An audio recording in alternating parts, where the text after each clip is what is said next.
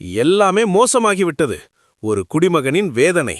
பெங்களூருவில் பிறந்து வளர்ந்த ஒரு நபர் தனது நகரின் தற்போதைய நிலையை நினைத்து ரெட்டிட் தளத்தில் ஒரு உருக்கமான பதிவை இட்டுள்ளார். அதில் அவர் கூறியுள்ளதாவது: நான் என் வாழ்நாள் முழுவதும் இந்த நகரத்தை நேசித்தேன். ஆனால் கடந்த சில ஆண்டுகளாக இங்குள்ள காற்று, தண்ணீர் மற்றும் மிக முக்கியமாக சாலைகள் மிக மோசமான நிலைக்கு சென்றுவிட்டன. சில்க் போர்டு முதல் மகாதேவபுரம் வரை வாரத்திற்கு 2 முறை எனக்கு பயணம் செய்ய வேண்டியுள்ளது. ஒவ்வொரு முறை செல்லும் போதும் எனக்கு அழுகையே வந்துவிடுகிறது.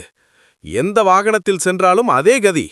நெரிசலிலிருந்து தப்பிக்க அவர் மேற்கொண்ட முயற்சிகள் அனைத்தும் தோல்வியில் முடிந்ததாக குறிப்பிட்டுள்ளார்.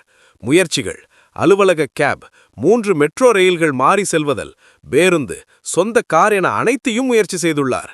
முடிவு: வாகனம் எதுவாக இருந்தாலும் குண்டும் குழியுமான சாலைகளும் பம்பர் டு பம்பர் டிராஃபிக்கும் யாரையும் விட்டு வைப்பதில்லை என அவர் வேதனை தெரிவித்துள்ளார். இருசக்கர வாகன ஓட்டுநர்களுக்கு உயராபத்தா? லேன் ஒழுங்கீனம்.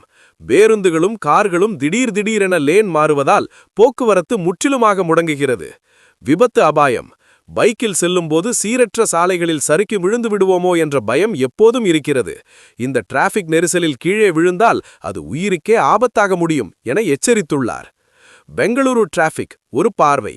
முக்கிய பாதிப்பு பகுதி வெளிவட்ட சாலை, அவுட்டர் ரிங் ரோட். காரணங்கள்: மெட்ரோ கணுமான பணிகள், சீரற்ற சாலைகள் மற்றும் போக்குவரத்து விதிகளை மதிக்காத ஓட்டுநர்கள். கோரிக்கை: அரசு உடனடியாக தலையிட்டு சாலைகளை சீரமைக்க வேண்டும் மற்றும் போக்குவரத்து ஒழுங்குமுறைகளை கடுமையாக்க வேண்டும். பெங்களூருவின் இந்த நிலை வளர்ந்து வரும் மற்ற இந்திய நகரங்களுக்கும் ஒரு பாடமாக அமைந்துள்ளது. பெங்களூரு மக்கள் நிம்மதியாக சுவாசிக்கவும் பயணிக்கவும் வழி பிறக்குமா?